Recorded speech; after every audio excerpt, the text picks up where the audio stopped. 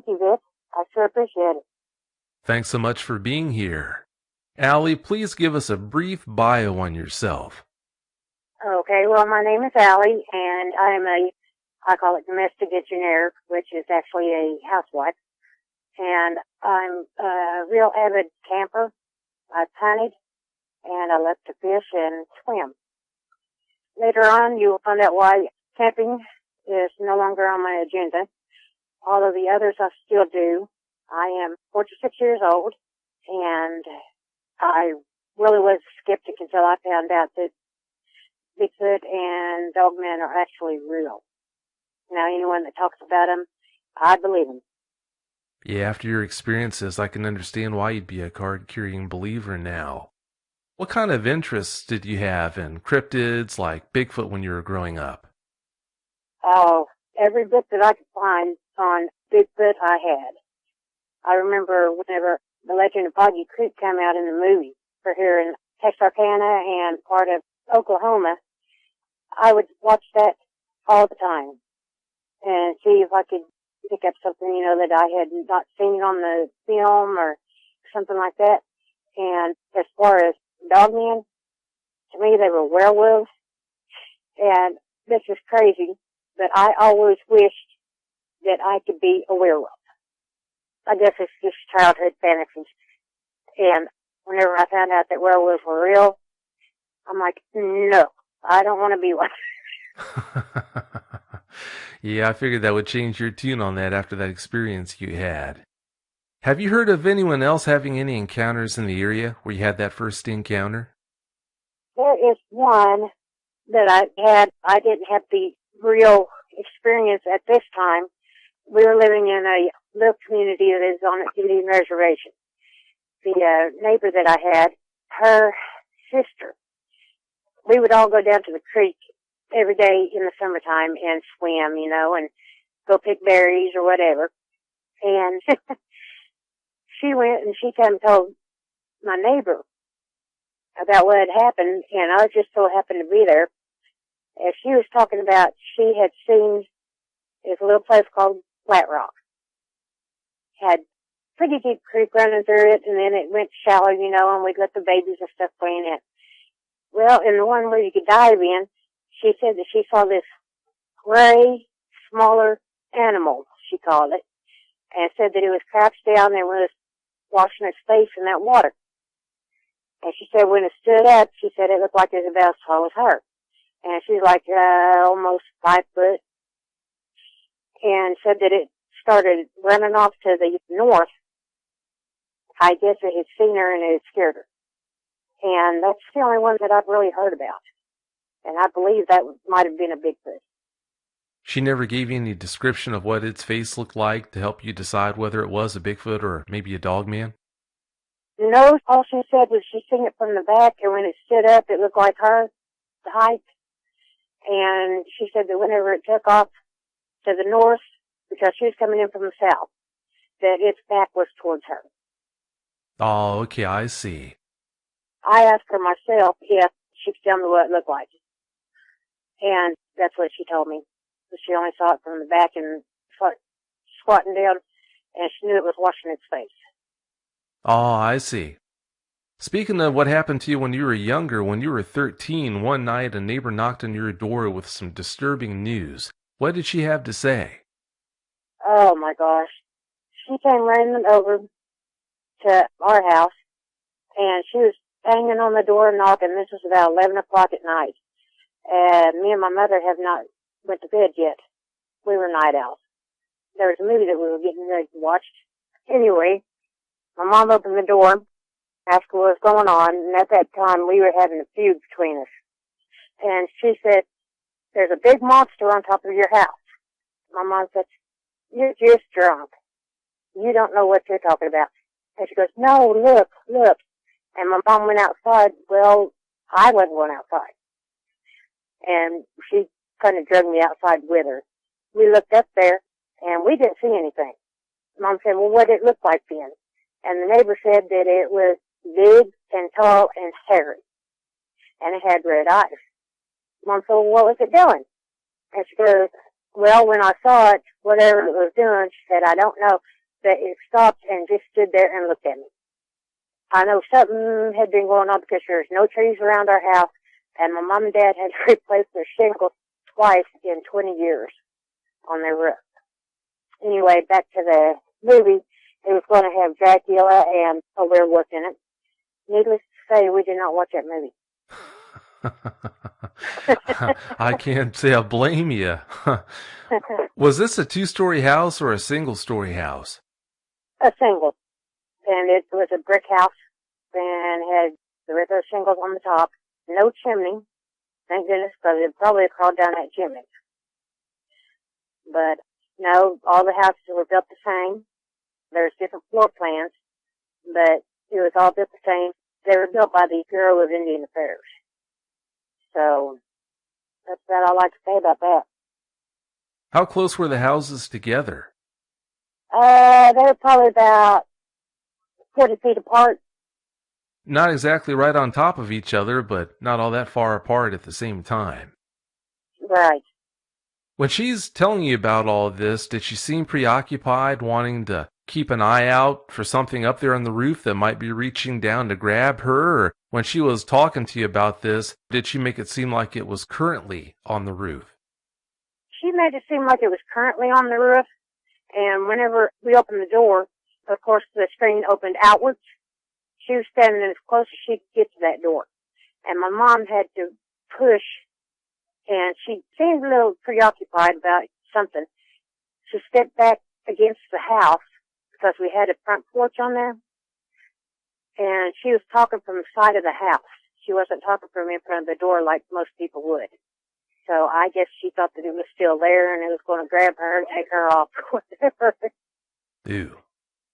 From where she was standing talking to you at that moment, was she far enough away from the roof line where something big up there wouldn't have been able to reach down and grab her? Yes. She was far enough away from the edge that nothing would grab her. Yeah, I was thinking it just wouldn't make sense if she was worried about some monstrous thing on the roof to be standing in front of the front door where it could easily come over and reach down and grab her. That just wouldn't make sense at all. But back to the whole camping thing, Allie. Did you take your kids camping often before that first encounter? We went camping almost every weekend. When summer was out, we would go maybe a week, and we went up to 2 weeks at a time camping. So yeah, we were pretty avid campers. It sure sounds like it. All right, Allie, let's talk about this first encounter you had. Please give us every last detail that comes to mind. Okay.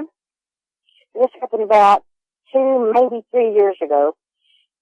We had went camping, and I had a boyfriend at the time, and his name was Ben. We had went to this little place up here on Keystone Lake, because I live in Tulsa, Oklahoma. We had went out, and we were going to, enjoy ourselves, and we were going to camp out there for a week. Well, we went and found a camping spot, and because it's usually the one that we always had. We always had this one certain camping spot that we went to. So we went, and we pulled up the track, unloaded everything, got the tents out, and we were running a little late, so it was probably about 9 o'clock whenever I got dinner finished and got the kids in bed. Well, we also had 2 little baby puppies. They were at the age they could eat and drink on their own, and we had brought them with us. Whenever we all went to bed, the puppies went and slept with my daughter in her tent. The big tent was mine and Ben's. The middle tent was my daughter's, and the smaller tent was my twin boys. Well, we all went to bed, and we were all pretty exhausted. My daughter, you could hear her snoring right away. I mean, she just went out when she laid down. My boys, they were talking, and probably about 20 minutes, we kept hollering at them to go to sleep, go to sleep, go to sleep. Well, about 20 minutes later, we didn't hear any noise at all from them, so we knew they were asleep. Puppies were asleep. Ben and I had stayed up, and we were talking, amongst ourselves, whisper naturally. I would say probably about 30 minutes, 45 minutes after we had got the boys asleep, we started hearing this walking, and it was on the gravel that they put on the roads that you could go here to the campsite or you can go here to the campsite. The actual road that led from the entrance of the campsite down to the lake was asphalt. So we knew they had to be on our side of the road, whatever it was. And we thought it was a deer at first, and he said, no, that's no deer. He said, it's walking too hard, and he said, it's two-legged. And so the fear started sitting in on me. I was starting to get a little hyper and tingly feeling. He just went to the other side of him, and he pulled up his gun, which was a .30-30. He thought, well, you know, if they come up here and they try to hurt us or anything, they're going to get surprised. Well, we just kept listening, and it started getting closer and closer, and then it would stop, and I don't know what it would do. But anyway, Ben, whenever it would stop, Ben would stand up on his knees, and he could see out of the tent mesh that was on top of the tent. So he would do that, and he bent back down. I said, what is it? He goes, I don't know. I said, well, let me see. He goes, no, you don't want to see. I said, yeah, I do. He says, no. He says, you stay where you're at, and you stay as still as you can be.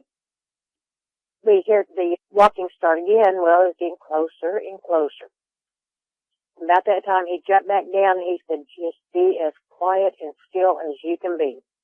I said, what is it? He said, I'm not going to tell you. I said, okay. I said, is it a man? He goes, no, it's not a man. And that's when the fear really started setting in, because I thought to myself, well, the only other thing that it could be is, because, like I said, I was real interested in these werewolves and Draculas and everything like that whenever I was a child. First thing that popped to my mind was a werewolf. I was always watching movies that had werewolves in them and different scenarios where they would come out at and everything. It popped to my mind. There's this one movie, the werewolf come out of the woods at him, and it went to the house. And I'm like, oh, if it went to a house, it has no problem going to a tent. I really started getting nervous and jittery at this time. Well, I could hear that thing walking again. And this time when it stopped right behind our tent. And I started getting very, very upset and nervous, and my kids were in the other two tents, and we kind of made it like a horseshoe type thing around their tents because of the fire, you know, and the way everything was positioned in the campsite. Well, I wanted the kids to where I could see them. After it stopped, it started again, you know, within seconds, and it went on the other side of the Suburban that we were in. And you could hear it, the springs on the Suburban, and it happened twice. You could hear him pushing that Suburban, like, you know, come out, I know where you are. The next thing we know, he's trying to open the door on the driver's side, it sounded like. Well, he quit because there was nobody in there, and he come around the front of the Suburban and stood right in front of our tent. The campfire was burning out, and we had this drop cord, which I should say drop light, but it's like a long cord with the light on the end of it, and we had that hanging up in the tree and had it on. The shadow from the light was hitting our tent, and he was standing there, and I sat there and I thought, oh my God, it is a werewolf. It's before I knew anything about being called dog men or anything like that, actually. I went and I started getting nervous as all get out, and he was just standing there looking. You see him turning his head through the shadow. And about that time, I started trying to get up. Ben pushed me back down. He goes, what the heck are you doing? I said, I've got to go get the kids. He goes, no. He said, it's too close. He says, as long as they're asleep, maybe it won't hurt them. I said, no. I said, I know these things, and I said, I have got to get my kids. And we were whispering. And this thing was probably about 15 foot away from the tent. He went and he covered my mouth and was like halfway laying on me, holding me down. And the tears just started rolling because we could see the shadow getting closer to the tent. And so I sat there and I closed my eyes I didn't want to see it, and it started looking in our tent. Well, then he had laid down on top of me. Basically, he had pulled the sleeping bag over just as much as he could, and he said, be quiet, don't move. Don't move, don't move. I said, all right. I said, but what is it? What is it really? He goes, don't worry about it. About that time, that thing looked over in the tent. We were laying real still. Well, I opened my eyes, and I could see this thing looking in the tent. I knew he was probably about 7 foot tall because our tent was 6 foot in the center, and he was looking over in it, and he had to bend down, some. And, oh my God. He stood up and started walking towards the kids' tent.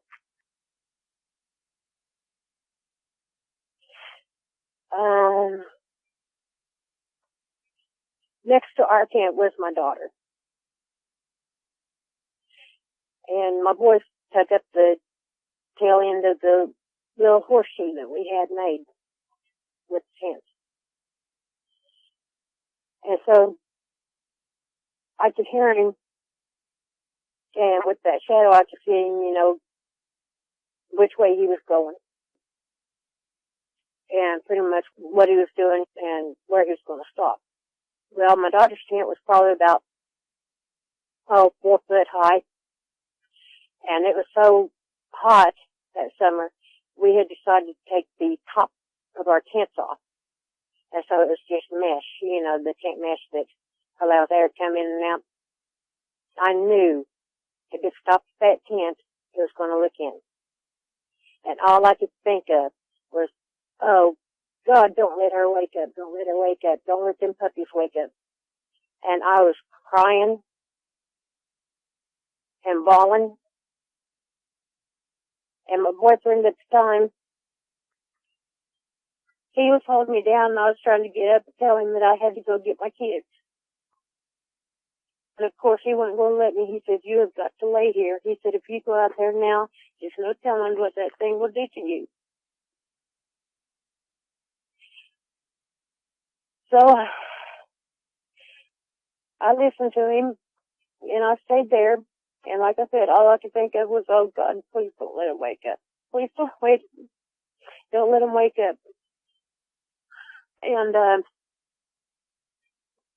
Ben had set up again, and he was watching where it was going.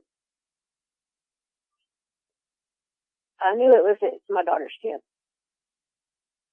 He said that it's just looking in. And I thought, oh my God. Well, I don't know how she was positioned or anything in the tent, or the little puppies. It just looked in for maybe 5 seconds, I would say. And it stood upright and started going to the next one. And that's where my twin boys were at. I thought, oh my God, please let them be asleep. Please don't wake up. Please don't wake up. Because they had a habit of staying up till 2, 3 o'clock in the morning in the summertime. And it was probably maybe 11:30, 11:45 when this all was happening. I said, I've got to get to my kids. He said, no. He said, he's all right now. He said, I don't know what he's doing. I really don't know what it is. And he said, whatever it is, he said, you have no idea what it could do to you if you go out there.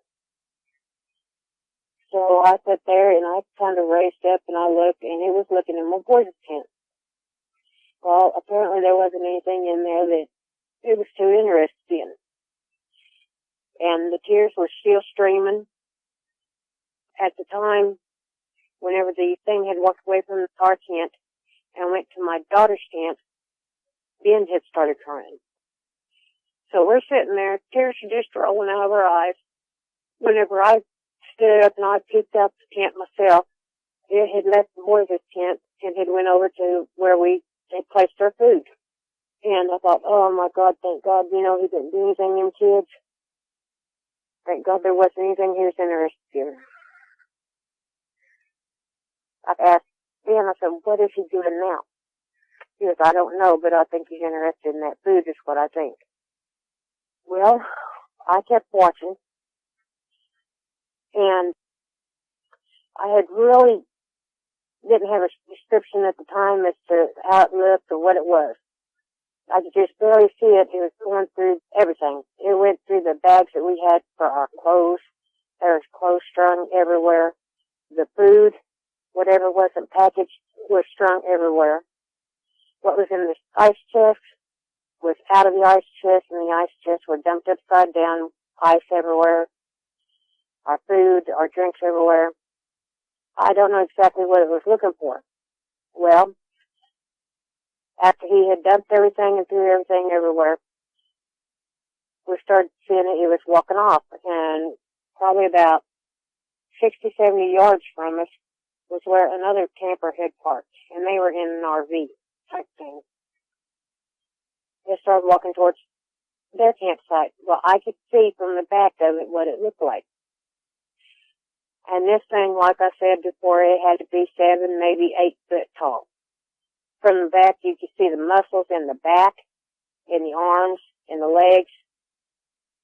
I could not see the actual front of him, but whenever he was walking, he turned his head to the left, like he was looking out at the lake. And I saw the side view of it. This thing had ears, like a dog's ears, but they were sticking straight up. He was hairy all over. It was a dark, either a dark gray or black, that from the light that I could see him through, he was like a medium gray, and whenever he was turned around, he had a stripe down his back. He looked like a skunk. He had this stripe down his back, a real dark, dark black. And the rest of him was a little lighter than that. And you could tell that he was pretty strong, and there wouldn't be no way that a man could stand up to this thing. And I don't even know if this 30-30 that my boyfriend had at the time would be able to take it down. I mean, to take a deer down, no problem, because that's what I used to deer hunt. This thing went walking on the road and was starting towards the other campers. At that time, I thought, oh my God, because they had just went in their house, and I don't know if they were sitting there watching TV or what, but you could still hear the noise from their RV. And I'm like, oh my God, I hope it don't do anything. Well, I guess, like I said before, it wasn't interested in that either. He walked on the road, and you could hear this growl, crunch, crunch, crunch. The boat ramp was probably a mile away from where we were camping. It took Ben and I about 20, 25 minutes to walk from the boat ramp to where we were camping. And this thing took off. And I mean, it took off. They had bit down, and I mean, just literally took off. And it wasn't 2 minutes, because I had unzipped the tent and I was going after my kids. Like I said, it was about 2 minutes, and we heard this awful, loud, howl, screaming type noise coming from down at the boat ramp. And I thought, oh my God, thank God it's down there now. And I grabbed my kids out of the tent, grabbed the puppies, and at that time, Ben just grabbed his gun and his keys and said, let's go. So we took off and went home. We decided to come back the next day and get our stuff, what we could salvage and everything. And when we come back the next day, you could see there was dust in the area around our tent, around the front of our tent. At that time, you could see this thing had humongous feet, and at the end, you could see where, like, toenails, claws, or whatever, had made an imprint in the dust as well as, you know, the rest of the footprint. And I thought, oh my God. Well, I looked around to see if there was any hair or anything, you know, that I could pick off of there. And he didn't rub up against the tent. The tree where we had the drop light, I looked there, you know, to see if there was anything. And we decided to look at the Suburban because, like I said, it was on the other side, and it was trying to push it over or whatever it was trying to do, and trying to open the door. Well, you could see where it had been pushing on the Suburban. There's a small dent where one of his, I'm going to call it hands, because that's what it looked like whenever I saw it walking away. I could see it was a little hunched over, and these arms were long. His hands, his fingers, and I'm going to say nails were long and practically hung past his knees. You could see the little dent there where one of his hands had been. You could see the length of everything from his hand, because there was dust on the Suburban as well. We went and we salvaged everything. We were talking about it. And I looked at him and I said, that was a werewolf of it. He says, I believe it was. He said, I didn't want you seeing it. He said, because I know how you are. And he said, I didn't want you going to any kind of panic attack or anything when you seen this or seen it going towards the kids. I said, well, you didn't do a good enough job. I said, because I was in the panic attack whenever it was going towards the kids. He said, I had to do it. He said, if I would have let you go, he says, I know you would have run up there right in front of that thing. He said, you would have had it killed all of us. I said, yeah, I said, I know. And we continued to pick up everything.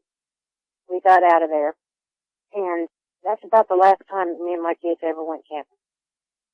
For the past 2-3 years, we have not been out there on the lake. We have not been out camping. I would love to go again, but I'm afraid that something like that will happen again. I believe that was one of the scariest moments I have ever had in my life. I know if the kids would have seen it, woke up or anything, there was no way any of us would have made it out there. If it wouldn't have been for Ben holding me down and telling me to shut up and be quiet, I believe that, again, there was no way that we were going to get out there. He went back out there a couple of times, looking around, and he went and he asked the camp director, which lived up there by the entrance of the campsite, if he had heard anything or seen anything, the whole time that he had been there. And at that time, he said that sometimes there is this kind of a growl sound. He said sometimes there would be something that would hit his trailer on the back side of the trailer, which would be on the west side of his trailer. And he said that's all that he had experienced. He said that he never had seen anything.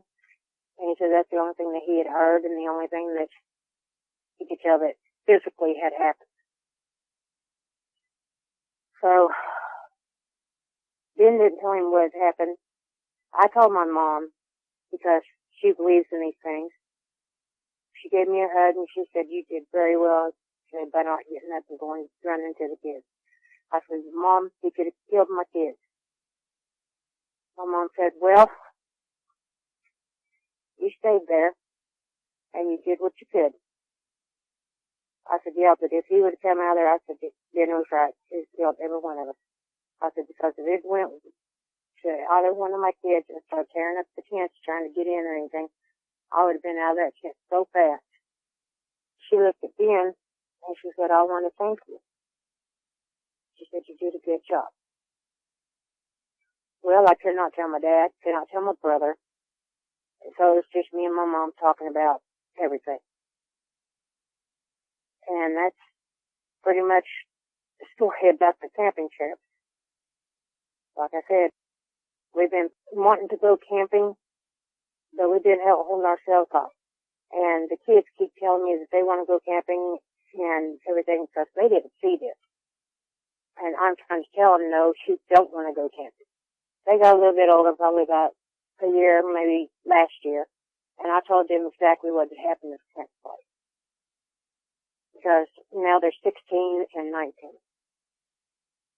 The 16-year-old twins, they're like, oh, Mom, now you know he wasn't there. It was a bear. I said, no, it wasn't no bear. Because the campsite is located across the road from a game life refuge. And they first thought they had, bear. They argued with me, and I told them no. I said, I know what I saw. I said, so drop it.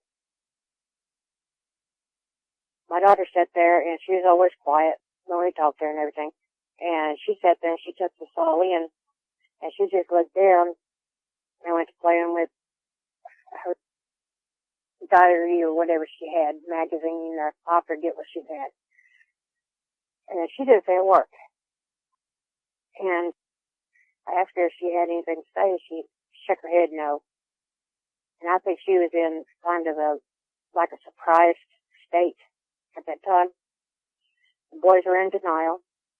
And Ben and I were still caught up not being able to go camping and stuff, and what we had saw.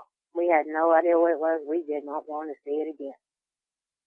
So I have done everything that I could to keep from camping and going out there again, but like I said, I don't want to see it again. That was one of my scariest moments in my whole life. Oh, I can understand why. That would shake anyone up, right down to their soul. How much grief has it caused you not being able to tell your dad about what happened? Oh my gosh, it was a lot of grief because, I want to tell him, me and him were closer than me and my mom.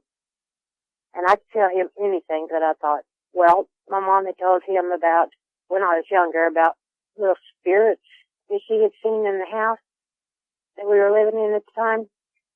And a light that would turn off and on by itself. And he was like, oh, it's just an electrical problem, and what you saw was just a dust storm type thing, that had happened in the house. He laid it off as that type of stuff. He was not interested in any type of ghosts, goblins, hobgoblins, or anything like that we would tell him about. So I decided I would not tell him about this. But yeah, it was very hard to not be able to tell him, but I knew that he would not believe it. So that's why I told my mom, and me and my mom sat down, and the talking that she did to me finally got me settled down about that night. But, like I said, there's no way that we're going to go camping again, not out there at least. Well, it sure is a shame you can't share that experience with your dad, but I'm so glad you at least had your mom there, and she was open and receptive to listening to you share what happened that night. Yeah, that was a very good thing. Yeah, I'd say so. What effect did your kids' response to being told about what happened have on you? Well, the boys still don't believe that that's what I saw. My daughter, she had taken it in and tossed it around in her mind. She knew that I would not tell her something that wasn't true about that. So I think she believes me, but she don't want to talk about it. My boys, they still say, it was a bear, it was a bear. And I said, no, it's not. I still don't think they believe that they're just playing it off. I realize Ben's not your boyfriend now, but is he totally out of the picture where he can't corroborate your story so that the kids know that, yes, it was a dog man? Unfortunately, he passed away last July. Oh. And he had told them once, he had sat there whenever we were talking about it to the kids, and he sat there and he told the boys, he said, yes, that is exactly what we saw. Shelby was sitting in the front room, and like I said, she won't talk about it. The boys were sitting there at the kitchen table with us while we were talking to them, and they sat there and they put their heads down like, yeah, right. Well, Ben had told him, said, look at me. He said, I would not lie to you about something like this, and you know that. Well, after Ben and I had split up, we had got our own place. He would come over and visit, because, we were good friends at that time, after we had split up. The boys were there. Whenever they would come, he would come in the house, they would go out of the house, because they didn't want to hear anything about the camping trip. They just don't want to bring it up anymore. Well, don't feel too bad about that. Sometimes denial is the way that people deal with situations like that. We both know you saw what you saw, whether they believe it or not. Those boys are here today as a direct result of the way you reacted that night, you and Ben. So whether they believe that story about what happened on that camping trip or not, it's immaterial. It just doesn't matter. You know the truth, and that's all that matters. I know you didn't get the best look at that dog, man, but did at any time you get a chance to take a look at its legs? Its legs, it looked like a human leg. It was real buff, and like I said, it just looked like a human leg. Down towards the, I call it ankle, it had like a protrusion where the bone or gristle or something. It was kind of like a dog's foot then, the way it was hooked onto the leg. How they had that little protrusion on the back. Then it had just the foot. But that's all that I could see at that time. Because, like I said, it was walking away from us and was going out the side of the drop light. Those protrusions you're talking about, those are called hocks. So it did have canine-style legs after all. Above the hocks, its legs looked human-like, but if it had hocks sticking out, it had canine-like legs then. Let's talk about that howl you heard, Allie. How far away was that boat ramp from you? That boat ramp was probably about a mile from where we were camping, from the campsite that we were at.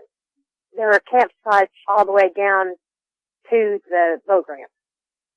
And I remember there was some friends of Ben's that he had worked with, and they go catfishing at night so they can catch the big ones. And there were two boys of theirs that go what they call noodling, and that's where you stick your hand in the hole and you grab a catfish that's in there and pull it out. And you don't have a hook, you don't have fishing line, you just have your hand in there. Right before this thing howled, you could hear them down there, let's go, let's go, let's go. I have no idea what they saw, what happened or anything, but right after this thing howled, they went and you could see them just charging out there in their car. I mean, they were going. That was the last time we saw them. Ben said that he talked to them and asked him what happened. They said the only thing that they knew was there was something big that was walking on the grass around their tent, and they could hear sticks breaking because there was a tree right there where their tent was. He said, we wasn't taking no chances on a bear being there. He said, if it was a bear, he said, we were gone. And so, like I say, he believes it was a bear, and we think that it was this thing that was at our campsite. But right before we saw them coming up the road, this thing howled. And the howl was so loud, it sounded like it was right there at our tent again. But it wasn't. And it was a longer howl than what a coyote or regular wolf would do. When it began, it was like a guttural growl, home type thing. Then it just led off into the actual howl that you would hear. At the time, Ben and I would walk up and down that road going from the campsite because we had camped there before. Like I said, we picked our same campsite every time that we went there.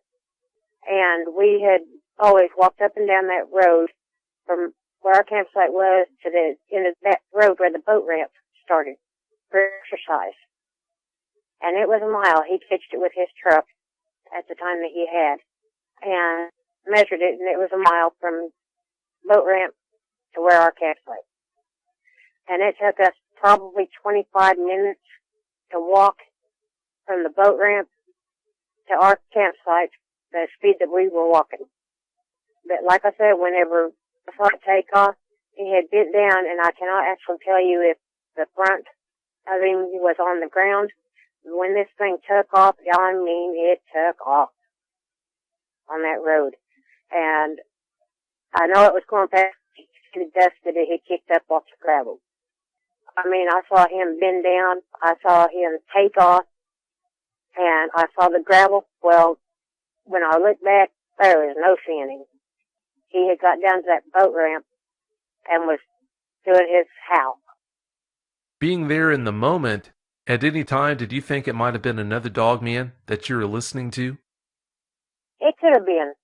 It could have been calling this one down there, or down there letting it know where it was at, or whatever.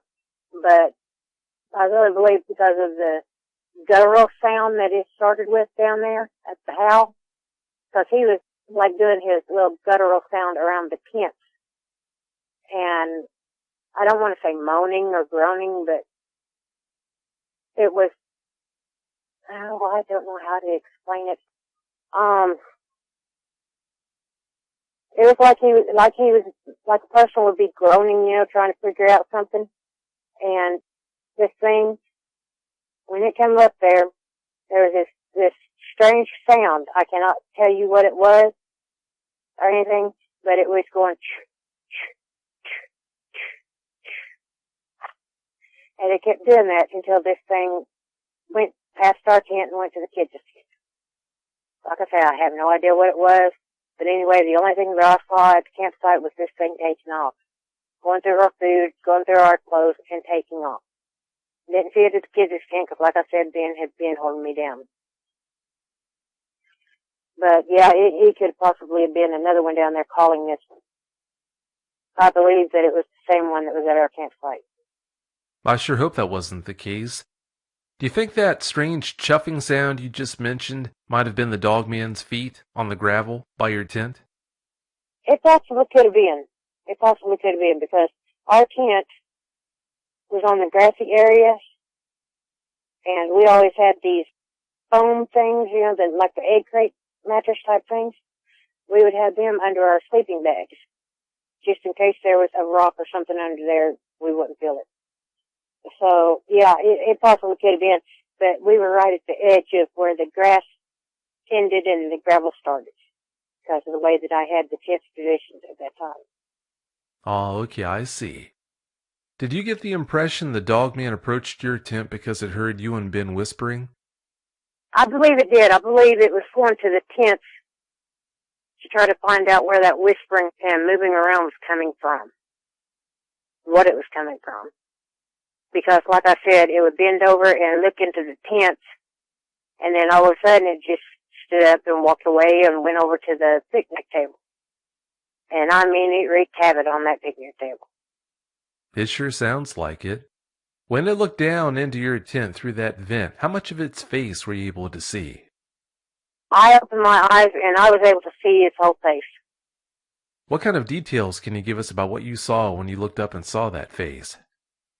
Oh my God. Well, like I said before, it had the pointy ears and it had little strings of hair on the very point of the ears sticking up. They had a long nose. It did not look like it was extremely long. It looked like it was about a medium-sized nose, is what it looked like. The mouth, I can't tell you, he did not open his mouth at that time. It was closed. The eyes were amber. The hair around his neck and head was kind of puffed out. It actually looked like a German Shepherd type head. You know how they can puff out around the ears and the neck and the head. His hair was not very long around the facial area. That's about all I can remember. As soon as I saw it, I closed my eyes again. Oh, I don't blame you there. I'm glad you did shut your eyes. Every once in a while, I'll have someone from Oklahoma ask me if I've heard of any encounters happening in that state. And all I can do is shake my head and tell them there are plenty of dogman encounters being reported from Oklahoma. Great. All right, Allie, let's talk about this second encounter you had. Please tell us what happened that night. This campsite that we were at is only 9 miles from where we lived. We moved because of this encounter that happened the second time.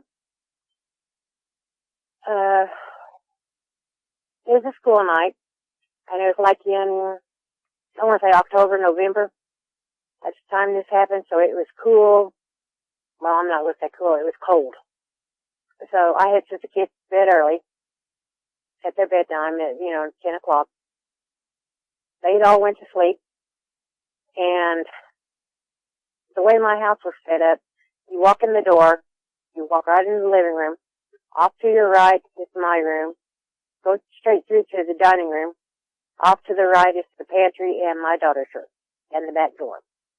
I was on the left side of the house, and I had this little dog, and he was always jumping and trying to get on me, and everything. He was my little lap dog. He's my baby. And he would watch movies with me. He would literally watch movies with us. So we were going to watch this movie together. And I tell you what it was. It was American Werewolf in London. It had not started, it was just rolling previews of other movies. That's what it was showing. It had not shown any werewolf or anything like that. And I heard this noise outside. And the neighbor has this street light right in their backyard, and it lights up their whole backyard. Well, I went and I looked out of the window, and I see this thing standing in their backyard, and it was practically right underneath the light. And it was staring at their house. I can't really tell you exactly how tall it was, but I want to say 7 foot. And it was big. And it was hairy. And the fur or hair on it, whatever you want to call it, was gray. And this thing was kind of hunched over, and so I said the arms was extremely long, just like that one that was at the campsite. As soon as I saw it, my love seat was on that side, and that's what I was sitting on. As soon as I saw it, I shrunk down in that love seat, and I covered my head up. And the only lights that were on in my house was the TV. And I thought, oh my God, I hope it don't come up here. The howling that we heard at the lake howled again. And it sounded like it was right at my door. And I thought, oh my God, please don't let me there, please don't let me there. And my little dog was whining and trying to get behind me, in between me and the lift seat. So whatever this thing was, my dog knew that it was trouble. And like I say, all I could do is swish, don't go here, don't go there. Needless to say, it did not come to my house. The house that we lived in was elevated pretty high. It was built to where a car could fit in the garage underneath the house. And it had like 14, 15 steps, like concrete steps, that it would come up, and right there was the door. Well, it had a wraparound porch. And so the porch was pretty high off the ground. I peeked out again, and this thing was gone. I went and I ran and I turned the TV off, and I started peeking out the windows. I could not see it anywhere. So I thought, oh, thank you, God. And that's all that I saw of that one.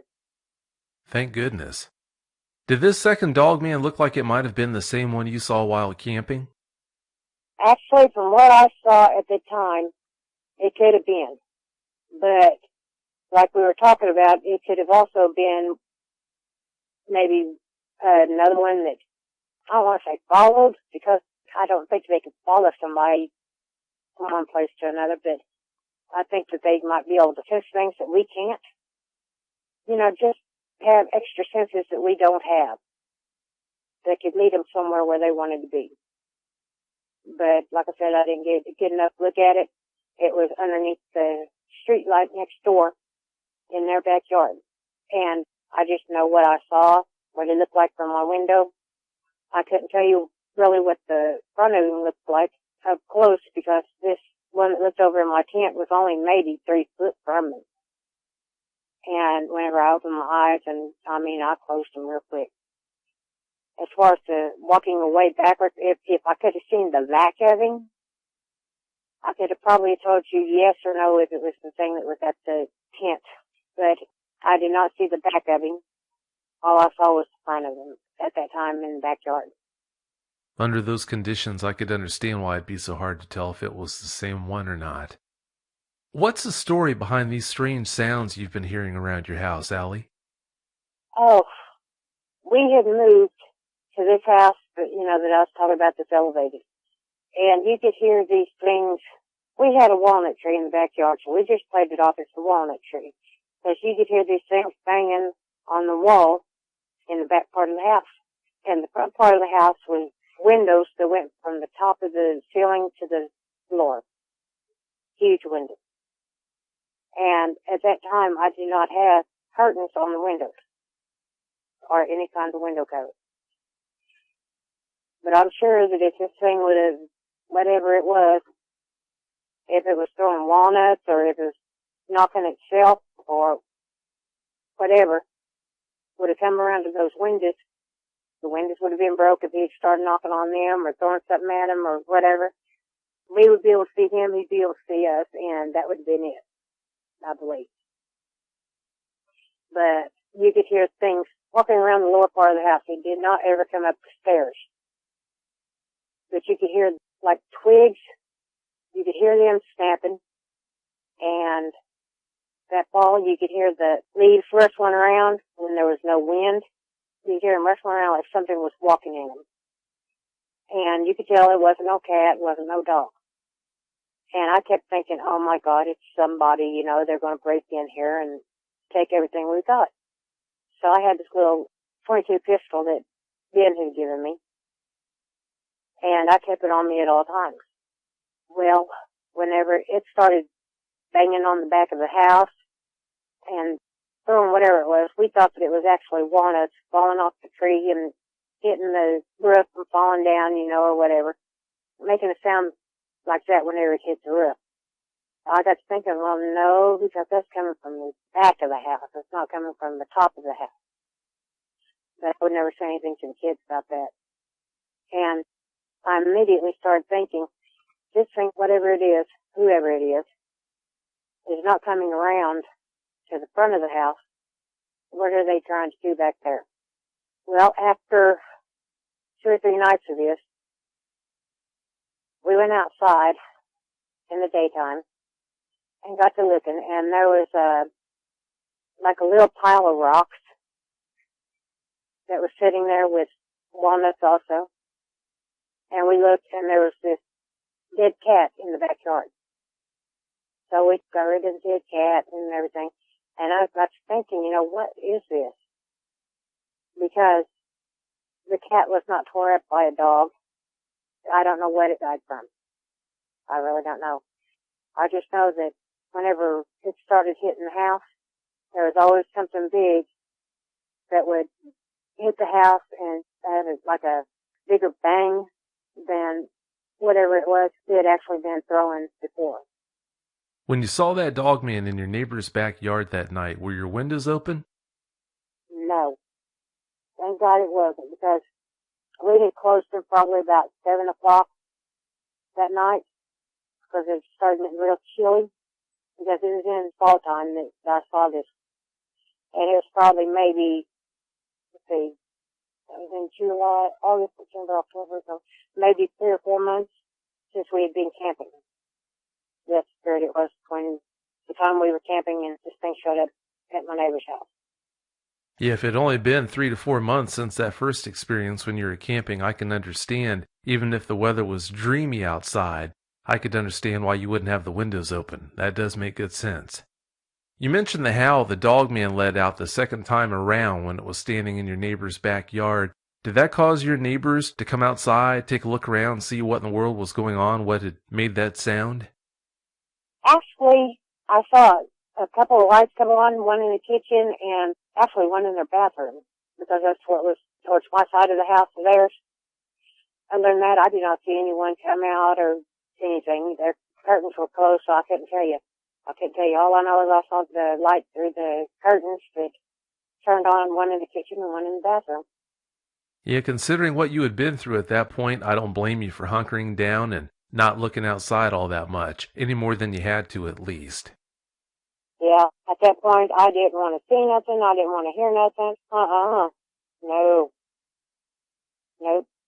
I saw that thing standing there, and I was like, oh, my God, no, not again. What is happening? Why is this thing in city limits? We were located probably about 3 blocks from the main street of town. And I was thinking to myself for many days afterwards, how was it in town without anybody else seeing it? Why was it in town? I had no idea what to think, what to do, what to say, and I sure as heck wasn't calling no police department and finding out if someone else had seen a werewolf or dog man or whatever you want to call it. Yeah, that's an easy mistake to make. There are plenty of eyewitnesses who have seen these things inside cities like that. They don't only wind up getting seen out in the country. They do come into town sometimes. Yep, I wish he wouldn't come into town that night. No, I can understand that. Well, Allie, it's about time to get out of here. Do you have any closing comments you'd like to share? Yeah, I do. I've been listening to your radio talk show, and I know that there has been people on there that want to go and try to find these things and see what they are, see what they do, maybe even try to shoot them and bring them in. I want to say, do not do it. Do not do it. If you see a dog man once in your life, you never want to see him again. Never. And you wish that you would never have seen it in the first place. There was one show that you had on, extremely upsetting, and it terrified me all the way down to my soul. At that time, the girl was young, maybe 13, 14 years old when this happened, and she had a friend with her. And I thought, oh my God, this thing is chasing them. How can they get away from them? And after I saw this dog man at the lake and saw how it took off, that's all I could think about later on. And now, how could those girls have outrun this thing? It just terrified me. And all I'd say is, do not try to find these things. If they come up to you, I guess do as I did. Don't try to run in front of it and try to shoot it. I do not believe that there's a gun that would take this down. Teenagers, they want to go out and they want to try to find these things and they want to see what they look like and see if, I guess, they can get them or whatever. Don't do it, because if you go out there and you find one of these things and come face to face with it, you're not going home to see your mama. You're not going home to see your daddy. You said you've got siblings, you're not going to have home and see them again. I do not believe if you go out there and you find one of these dog men and it shows up and you're face to face with this thing, I do not believe that you're going to go back home. The men that think that they're going out there and shoot this thing, I don't believe that they'll come back home. I believe that if they feel like they're in danger, there's not one of them that's going to show up. There's going to be 2 or 3 of them that's going to show up, and they're going to ambush you. This is what I feel, and this is what I think. I don't know how it would happen. I don't know if anyone would believe me, but I sincerely believe if they feel threatened, there's going to be more than one. The only other thing I'd say is if these teenagers want to go out and they want to find this thing, kiss your mom and your daddy and your siblings goodbye, because I don't believe that you'll come back. Please do not go try to find this thing. Please do not give in to your desire to find one of these things.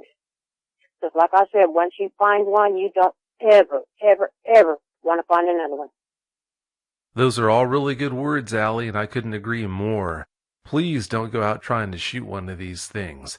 Well, thanks so much for coming on, Allie. I really do appreciate your time. Thank you, Vic, and I really appreciate you having me on your show. I'm so glad you came and did the show with us. Thanks again so much, and have a great night. Okay, thank you. Bye-bye. Bye.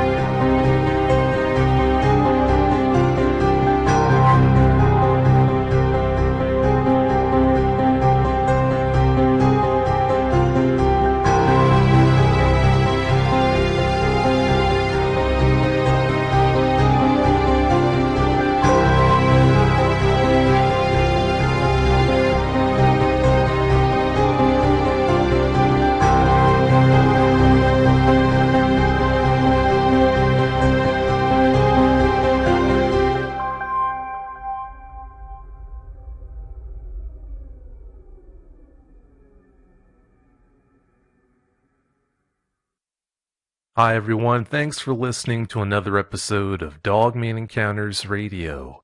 I'm Vic Cundiff, and I'll be your host for the show.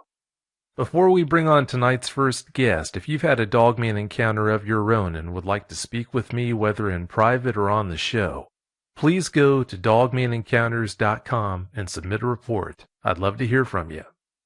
Tonight's first guest is Dino. Dino, welcome to the show. Thank you. Oh, you're welcome. Please give us a brief bio on yourself. Well, I'm 46 years old. I've been living in Wisconsin since 1990. I'm a hairstylist by trade. I own a hair salon called MirrorMirrorMilwaukee.com. I've done a lot of different jobs in my past. I've worked for the cable company. I've worked as a locksmith. I've done a lot of jobs where I've done a lot of traveling before I got into the industry of cutting hair.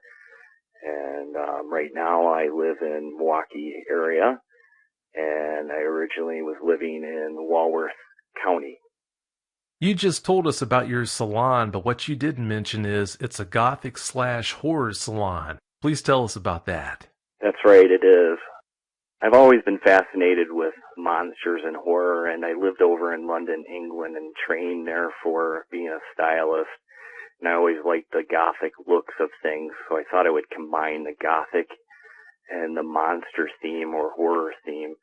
I thought it was a great idea, and I had never found any salon in the nation that had anything like that. So I decided to put together a salon like that, and I play movies on a projector that's monster related or whatever type you'd like to watch, actually. And it's very entertaining here for the clients. Did you have your salon decorated that way before you had your encounter? No, I did not. At the time when I had my encounter, I was actually just getting out of beauty school. It wasn't even a thought at that time. I see. Growing up in Wisconsin, had you heard about the Beast of Bray Road before you had that encounter? Yes, I did. In Lake Geneva, there was, I believe, a woman named Linda Godfrey who was writing articles about the Beast of Bray Road. How close were you living to Bray Road when all that was going on? I would say anywhere between 10 to 15 miles away. Ooh, that's pretty close. What did locals think about the Beast of Bray Road back when all this was going on? To be quite honest, I always thought myself and a lot of my friends that it was just bunk, that it was just someone trying to make money, because they were talking about it as being a werewolf. And at the time, nobody thought werewolves existed or anything along those lines. So we really didn't think much of it because there was a lot of T-shirts that were made at the time and said something along the lines, I spotted the Beast from Bray Road, and it had a werewolf on it. So we kind of thought it was funny. Living that close to Bray Road, you didn't know of anyone who claimed to have seen the Beast? No, I never talked to anybody at all. I've never knew anybody that had seen this Beast, apparently. Well, that's a good thing then. Before you saw the Dogman we're going to talk about, had you seen anything else that could be considered paranormal? No, I have not. Well, that's a good thing. Is it true that you didn't realize what you had seen in 93 or 94 until you started listening to my show? That's correct, Vic. I did not know anything about the Dogman whatsoever. It just so happened I was listening to another podcast on Bigfoot, and I've always been interested in Bigfoot, and there was mention of a Dogman, and a couple of people had talked about it, and I had no idea what it was whatsoever. And I did a search on my iPhone, and I found your podcast, The Dogman. And so I started listening to your podcast about a year ago. Well, that had to be quite the eye-opener once you realized what you had seen that day. Well, up until about a month ago, I really didn't put two and two together from my experience. It was kind of like a light bulb that went off in my head. Oh, I'm sure it was. How skeptical were your father and ex-brother-in-law before that encounter? To tell you the truth, I don't even think they even talked about it or knew anything about it whatsoever. Now that you know they're out there, have you heard about any encounters happening in that area before or after that encounter you had? Nothing before other than just the rumors before my encounter with the Beast of Bray Road. And nothing has ever happened ever since then, at least in the area where I was. And this was 20 some odd years ago. Ah, I see. Did that encounter take away your ability to enjoy the wilderness? No, it didn't. I'm a pretty fearless kind of a guy. No, I'd still go in the woods, for sure. Well, that's good to hear. A lot of people, they shut down and they just can't enjoy the wilderness after they have an encounter with one of these things. What made you decide to come forward and talk about your experience? It was one of these things where, like I said, a light bulb went off in my head, and I thought, man, I should really share this with Vic in the show so that the listeners can hear it. I just don't want to come off sounding crazy or anything like that.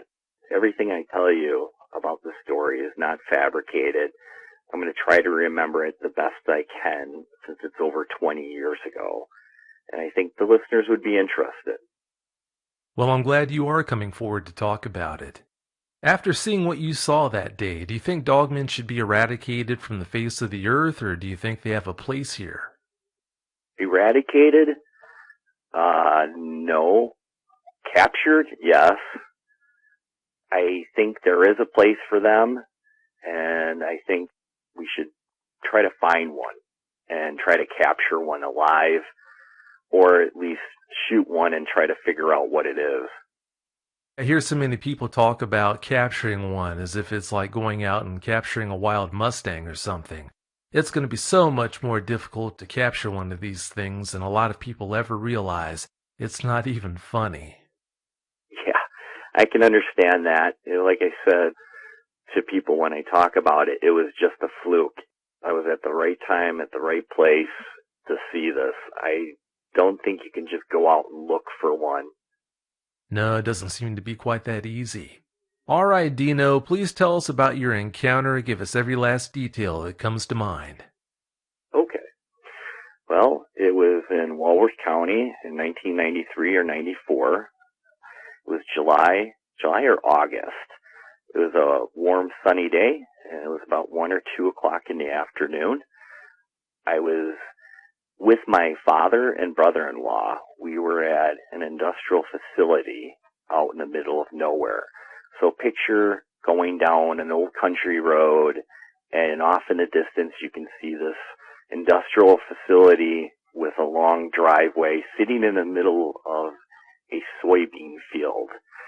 Surrounding the facility or the plant is a 10-foot chain link fence with barbed wire on top of it. It's not open to the public whatsoever. And my father had fish put into 2 holding ponds back in the 80s. So we would go there on the weekends and fish, and we would catch and release. And the ponds, there was 2 ponds. Each pond was probably about 1.5 acres to 2 acres big. And surrounding the pond is a gravel road. And in between the 2 ponds is a gravel road. And on the outskirts of the surrounding ponds are like a berm with weeds and the chain link fence with the barbed wire. We were fishing there in the afternoon, and like I said, it was a warm, sunny day, nothing unusual. In this facility, there's always machinery going in the background behind us, so you don't really hear a lot of birds or anything in the air, or animals or anything like that, and we were just having a good time like we normally do. And all of a sudden, over to our right, which we were at the corner of the pond, the first pond, there is some weeds and a barbed wire fence and a chain link fence area. And it drops off, and in that area is where an overflow that goes into a creek from the pond to the creek. And we started hearing snarling noises. We looked over, and we were standing there waiting for something to happen, and all of a sudden we saw the weeds, which were probably about 8 feet tall, moving around, and with this noise, this snarling noise coming out of it. And all of a sudden, this animal came out of the weeds, and we were all standing there looking at it. It turned and came towards us on the gravel road, because we were sitting on the edge of the pond, and there's the gravel road, and then the gravel road turns into asphalt, and you can head straight right out of the plant. Well, as soon as it turned, my brother-in-law was standing next to the pond, and next to the pond is a rowboat turned over. He jumped underneath the rowboat, and my father and I were standing there, and it was walking closer and closer to us. And as it got even closer, I did a head dive into my car right through the window. I didn't want to have anything to do with it. My father was frozen, standing there with a fishing rod at hand. It came down, and it paused in front of my father, and we were about 50 to 60 feet away from this thing. And if I'm describing the animal, what I'm looking at is something that's standing on 4 legs, and it's about 3 feet tall from the skull. So it's pretty tall by the head wise. Its hind legs were much shorter than its front legs. So it wasn't a typical dog or a wolf where you could draw a line from its knees to its front knees, if that's what you want to call it. It was on a sharp angle. And it was very dark in color, as in brown, and it had fur that was thick around its neck area and chest, and it was tan as it got further down. It had a tail that was thick and bushy and kind of curled up. Its face looked like, I want to say, between a wolf and a hyena. It had ears that were pointed, and it had little tufts of hair on the points of its ears. This whole time when it's walking down the gravel road, it's snarling. It never once closed its mouth. And it paid really no attention to us when it was walking towards us until it paused and stared at us. When I looked at him very close, 50, 60 feet is really close to this thing. And I'm looking at it through my car window, and it has a mouth that has fangs. The fangs were upper and lower, and they were very, very large fangs. And I would say the reason why I say hyena is because the body of this thing was much taller in the front, but it had a face between a wolf and a hyena. When it paused and looked at us, it had eyes that were yellow, almost looking like if you were looking through a beer glass. My father was frozen solid. He did not want to move whatsoever. He was standing there, and when it paused and turned and looked at us, my father, I could see him looking down and didn't want to stare at him in the eyes because I think he was afraid that it was going to charge us, or at least charge him. When I looked at its legs, the back legs looked muscular, and the front legs were not really legs. And it sounds real crazy, but it looks more like arms. And I never looked at its paws or its feet. I wish I did, but I didn't. And its arms, I want to say arms in the front because that's what it looked like to me. They were real muscular, and it looked like they had bended in a different way than a dog would. And the whole time when it was walking, its head was swaying back and forth with each step. So his head would go from side to side, and it never closed its mouth. It looked like it couldn't actually close its lips because the fangs were so big on it. When it paused and looked at us, we just didn't know what to think at all, and we were just hoping it just moved on. And when it started moving again. It went onto the pavement, and it fouled it all the way down to the edge of the plant. And we watched it. I got out of my car, and we watched it follow the line of the fence, and it just disappeared. We didn't feel very comfortable after that. We still continued to fish. My father and I and my brother-in-law, we were trying to figure out what it is. And we have been fishermen. We've hunted. My grandfather owned a sporting goods store. We watched National Geographic. We've been to the zoo. And all I can say is this thing looked like a crossbred animal between a hyena and a wolf. What kind of wolf? I have no idea. It's just, the reason why I say hyena is because of its stance, but it had no spots on it. And I have to clarify that. There was no spots on this animal like a hyena.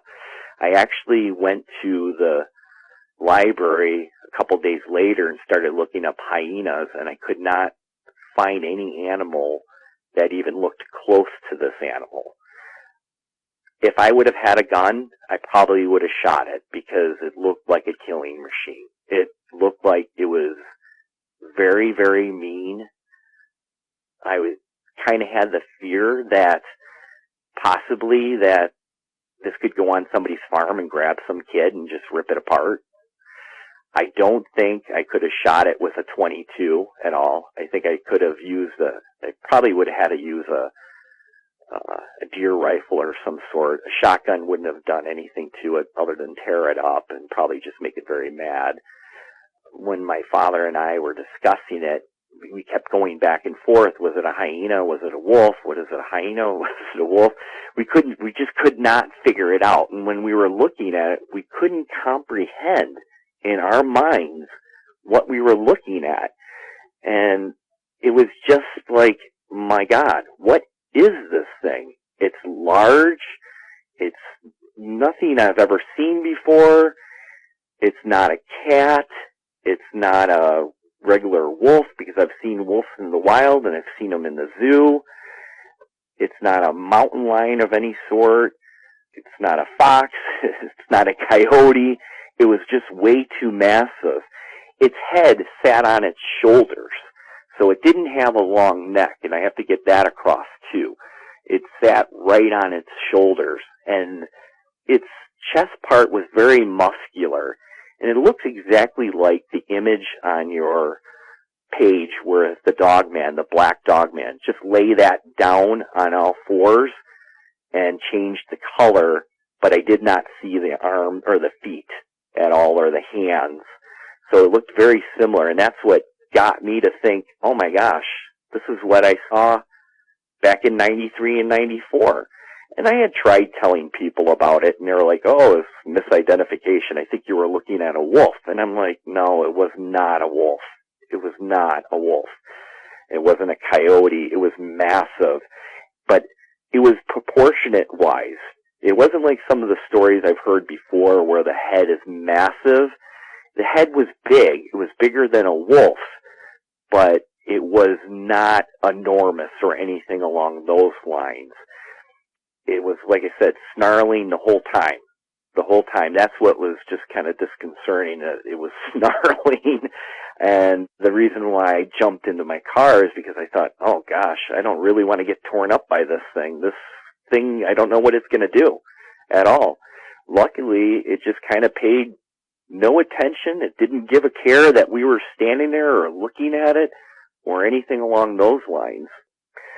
The one thing I do have to say is that ever since that day, I have always kept a box camera up until the cell phones had cameras in my car, a disposable box camera, because I thought, if I ever see anything like that again, I need to take pictures.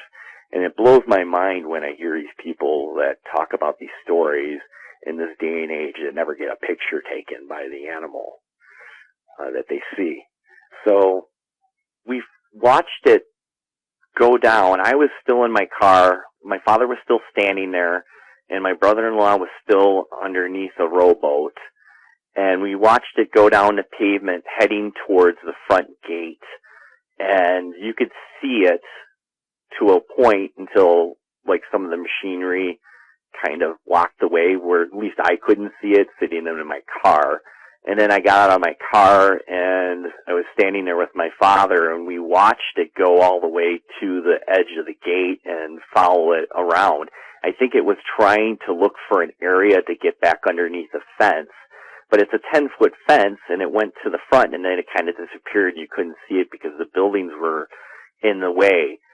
The whole time after that, we were discussing it and kept looking back behind us. We didn't leave right away at all. We continued to fish, but we kept looking behind us to see if there was anything sneaking up on us because we didn't want to have anything to do with it. But we had treated it like this is some kind of bizarre, undescribable, weird animal that we just did not know what it was. How far down the road were you before anyone said a word?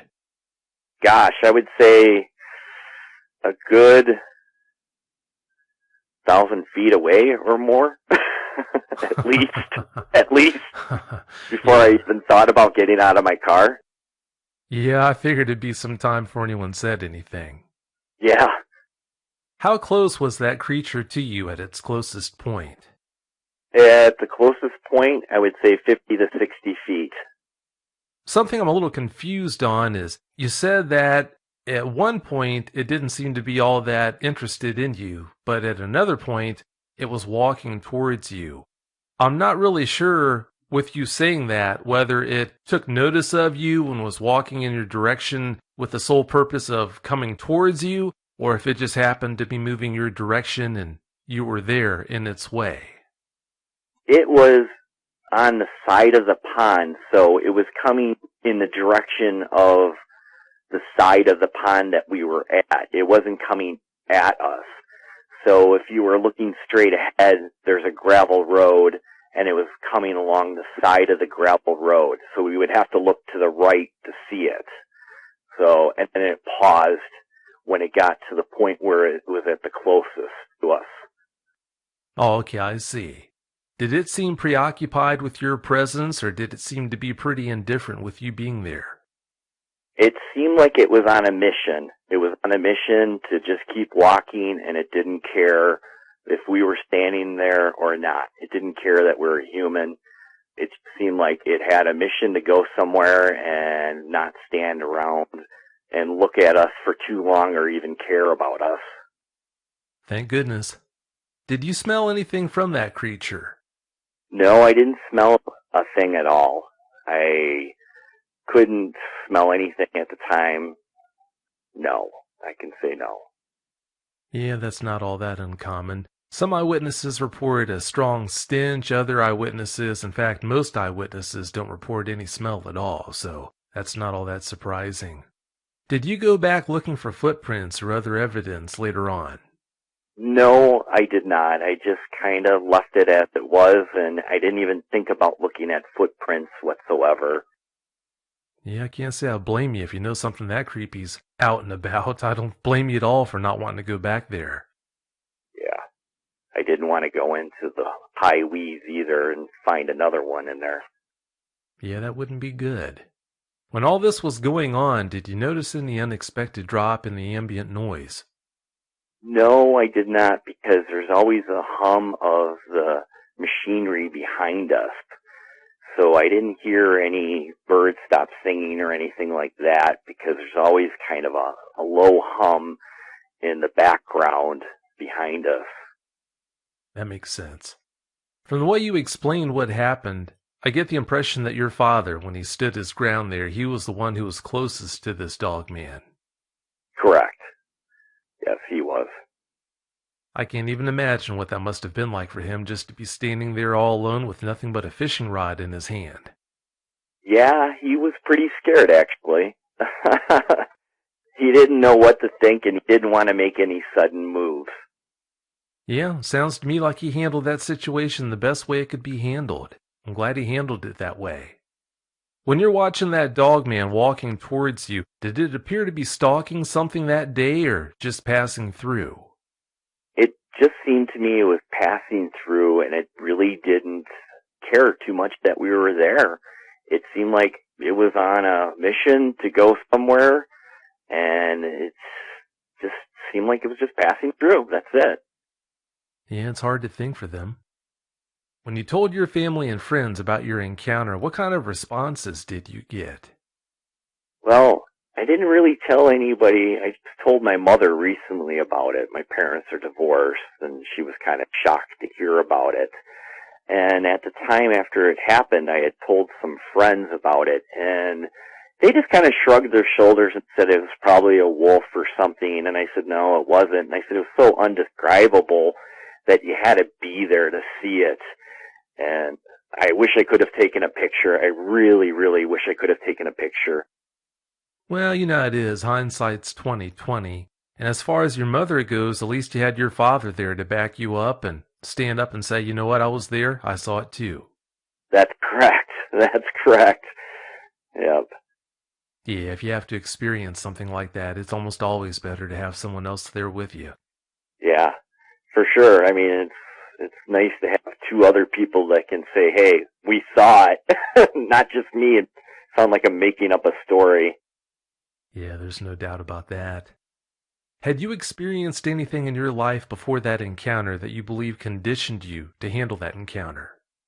You know, I have been bitten by dogs over the years. I've been attacked by a couple of dogs, and I pretty much know when to run.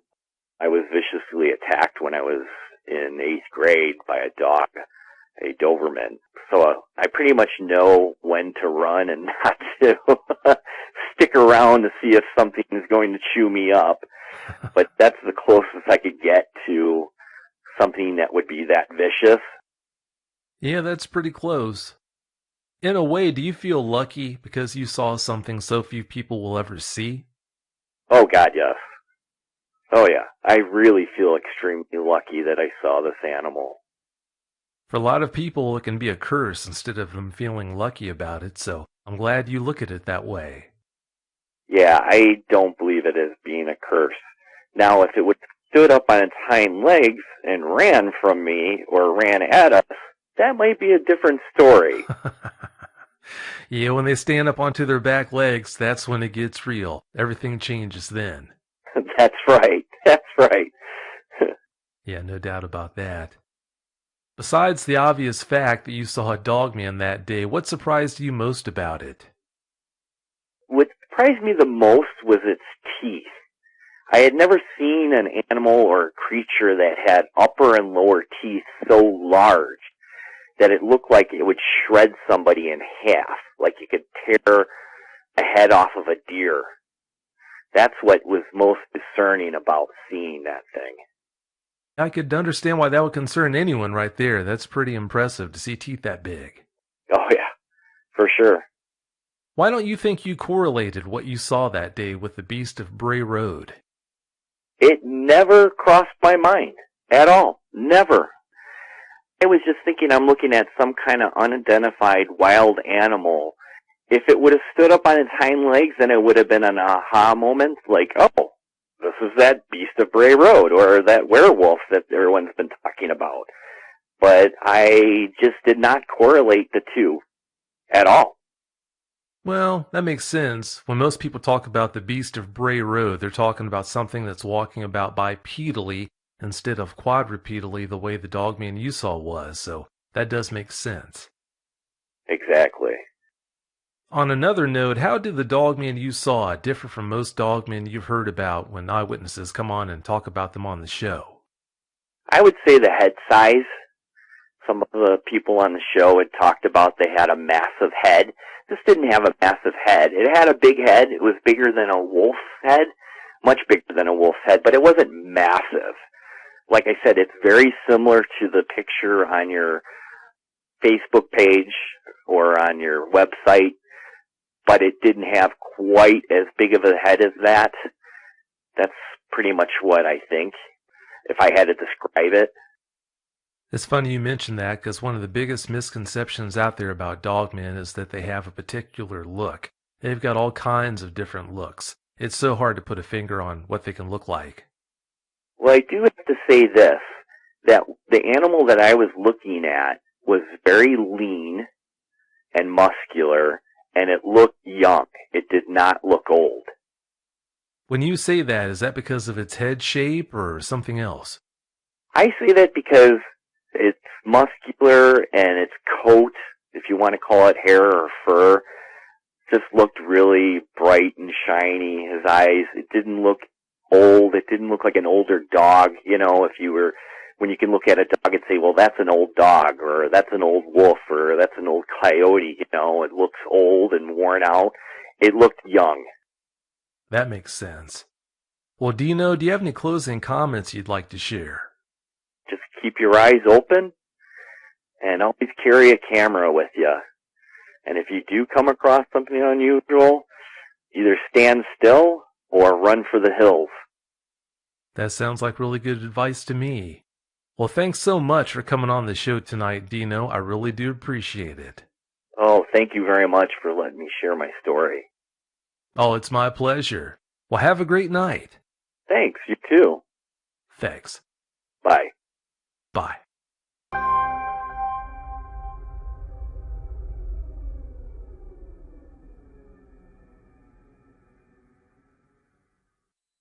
For the second segment of tonight's show, I'm going to be speaking with Glenn Little and his daughter, Rachel Little. Glenn and Rachel, welcome to the show. Thank you, Vic. Hey, how are you? Good, thanks for being here. Rachel, please give us a brief bio on yourself. My name is Rachel Little. I recently moved to Virginia, so that's where I call home.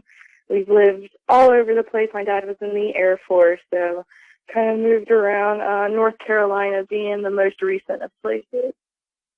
Glenn, how about you? Grew up in North Carolina. As a boy, these were great times because I would get out of school and grab my rifle or shotgun and jump on my bike, and literally I would ride right down through town if I needed to go to any place I wanted that I wanted to go hunting. All I cared about was getting out of school so I could go hunting, if it was hunting season, of course, and spent a lot of time in the woods, joined the military, spent 22 years there, and now I'm retired in North Carolina. From talking to you two in the pre-interview, it sounds to me like you lived in some pretty places, but if you had known back there what was roaming the woods, I'm not so sure how pretty those places would have seemed to you. Yeah, that's probably true. Unfortunately. Before you two started having encounters, what was your take on the possibility of cryptids like Sasquatch and Dogmen existing? For me, honestly, it's not something that I want to believe or really believe in general, but I will say there's been odd things that have happened in my life that you can't really explain, or if you try to, you know you're really stretching it. Sometimes something just happens, and for me, I'm just going to believe it happened, know what I saw, and kind of move on and not dwell on it too much, because it is pretty terrifying to think that something like this is out there. Oh, it can definitely be pretty unnerving. How about you, Glenn? When the things that actually occurred to me when I was younger, when they happened, I didn't know what it was. It was just something unusual that transpired. And, you know, later in life, you find out that things like the woolly booger or old red eyes or bloody bones and all these little names that they've come up with, that a couple of those I've heard just recently, that those apparently were names for Bigfoot or whatever these people were seeing in the woods in earlier days before the old adage Bigfoot was actually coined for whatever Sasquatch is. I guess that's just another word that's been labeled to him, whatever he's called, or Dogman or whatever. Yeah, they all do have plenty of names. It's pretty hard to keep up, actually. Yeah, especially if you're American Indian, I guess. They've got all kinds of names. There's no doubt about that. Rachel, one Friday evening when you were 16 or 17, you had an interesting experience. Please tell us about it. This experience happened when I lived in North Carolina, where my dad lives now still. And we live out in the country, what you would even consider the country when you imagine it. I mean, our neighbors, closest neighbors, are either cows or they're the ones that we know pretty well. We know their animals, we know what they have.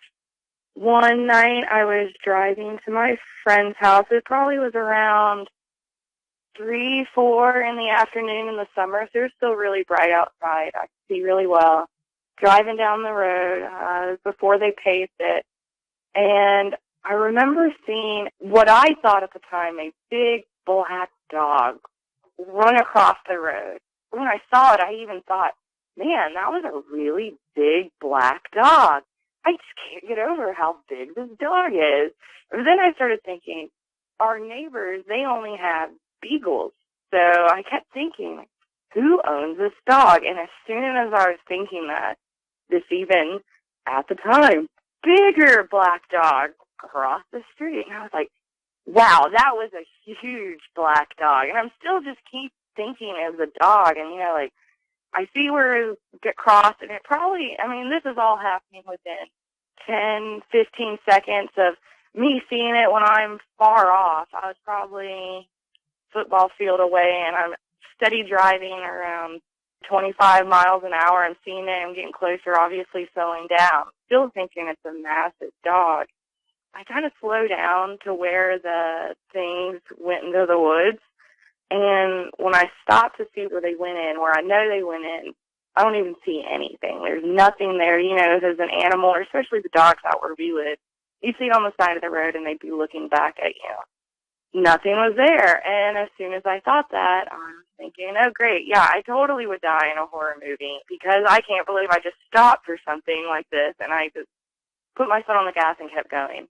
Obviously, I'm looking back and I'm thinking on it when I just saw it. I'm like, whose dogs could those have been? There's just beagles around the area, or, you have labs. But that wasn't a lab. It was huge. And then the second one was even bigger. And looking back, I kept thinking, it's the size of one of those neighborhood trash cans that you'd roll out to the end of your driveway. And kept thinking about it. And I was like, well, come to think of it, it didn't even look like it was running on all fours. It looked like it was really hunched over. And I was wondering, well, what could that have been then? But the first thing I thought of when I saw them were just two big black dogs. Like I said earlier, I'm not a huge believer in these sort of things, so I just said, you know what, that was just a really weird thing. Maybe my eyes are playing tricks on me. I'm not going to think about that because I live here, and I don't want to think that something that huge is living in those woods. When all this was going on, you were in a car, of course, but I still need to ask, did you hear any strange noises? Not when I was in the car. The windows were down. It was a clear day, really sunny, bright, no wind. It was a typical hot summer day, but no noises. Even when I pulled up to the woods, there was no movement evident at all. It didn't even look like anything crossed in front of me. So that was what was really unnerving. When they were crossing that road, did they seem to take notice of your presence? No, they didn't look at me. They did seem to know I was coming because they walked quickly across the road, but they never acknowledged me. I realize if you're about 100 yards away from them, you're only going to be able to see all that much detail, but I still wanted to check just to be thorough on that. Have you heard about anyone else in that area seeing these things before? Not me. My dad might know. No, the Rocky River monster is the only thing I've heard about in this area, and that's maybe 10 miles away, closer to where we used to live. Oh, I see. Rachel, how long was it after you had that experience before you told your dad about what you'd seen? Probably a week. Wow, a week. Why did you wait so long? Because I didn't want to believe it was true. It was such a weird thing, and I kept trying to logically go through it. I'm a pretty rational individual, or I like to think I am, and I really like to think through things to make sure I'm not making it up in my head or seeing something that I'm not, and it just didn't make sense. I was like, oh, God, I got to tell him because he's going to want to know. I didn't want him to jump to some weird animal or weird Bigfoot or dog man or anything, but I just couldn't figure out what it was, and I figured if I asked him, maybe he's seen a dog recently or some other animal that's been roaming the woods. I mean, he knows those woods a lot better, you know, just being in that area, hunting it and everything. So I figured I'd ask him then. The world is a lot more convenient of a place when you don't have to worry about things like dogmen being out there in the dark. I can definitely understand. Yeah, ignorance is bliss. It sure is. 2 evenings later, on a Sunday, you had another experience. What happened that night? I was coming home that weekend, the same weekend that I saw those two other things cross the road.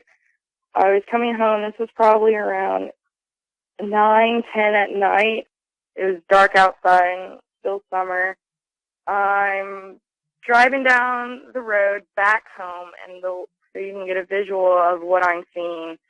On the left now is the wood line that I saw those two black animals cross the road into. And on the right side of my car right now is a cornfield.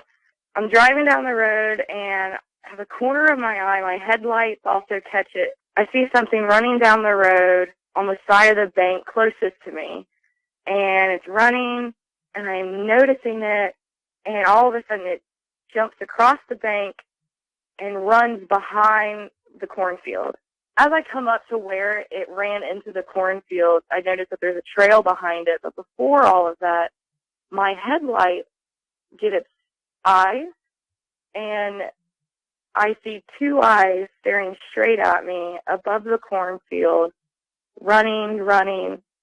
It turns its head, and I don't see it anymore.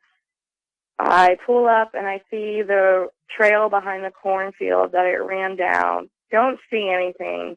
Again, wondering why I'm slowing down, and then just put my foot on the gas and go home and try to forget. You already mentioned that you didn't get a good look at this creature, but at any time did you see a muzzle on it?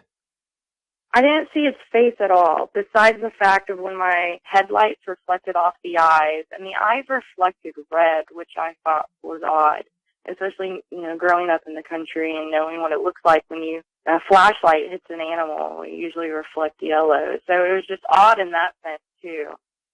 But all I saw was the back and it jumping, rather leaping across the ditch and then running back to the trail behind the corn. And this thing it had hair. I wouldn't say fuzzy, or furry, but it had hair. At any time did you have a chance to see its legs?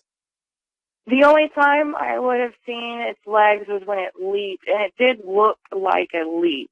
I mean, I obviously knew what it was doing, and it was clearly going from point A to point B as fast and quick as possible, or as, you know, getting out of the way. If you did get a glimpse at its legs, what kind of structure did its legs have? Hominid or more canine? I would say more hominid, because it didn't look odd running on two legs. Well, it could have been a dogman, a type 3, with those hominid-style legs, but if it had hominid legs like that and you didn't see a muzzle, chances are it was actually a Sasquatch, but since you didn't get a very good look at it, we'll never really know. Yeah, I just remember it leaping. It didn't look uncomfortable running. It was large. It didn't look like it was swinging its arms or anything. It just looks like it just leaped across the ditch. Because of your dad's encounter that we're going to talk about later on, we know that type 3 dogmen are in that area, or at least were at that time in that area. The dogs that you talked about seeing crossing the road 2 nights prior, did you ever get a good look at their legs to see what they looked like, what kind of structure they had? They looked like dogs, definitely. And they weren't near as large as what I saw coming home that night. I thought they obviously looked similar, but I know for sure that the ones that were crossing the road looked like dogs. It was the first thing that I thought of, too. I mean, the second one did look more hunched over, and I'm not sure if the front legs touched the ground, but those did look like large black dogs. If you had the window down on the car, did you have the ability to listen for ambient noise, or did you have the ability to tell if it stopped? When I was pulling up, I had my radio on, and when I slowed down to see where they entered in, I turned my radio down. So that's when I realized nothing's here. This is weird. If I did notice the lack of noise, that would have been the moment I would have. But I mean, I was so fixated that I just could not see any evidence of anything that I saw. Oh, I can understand that.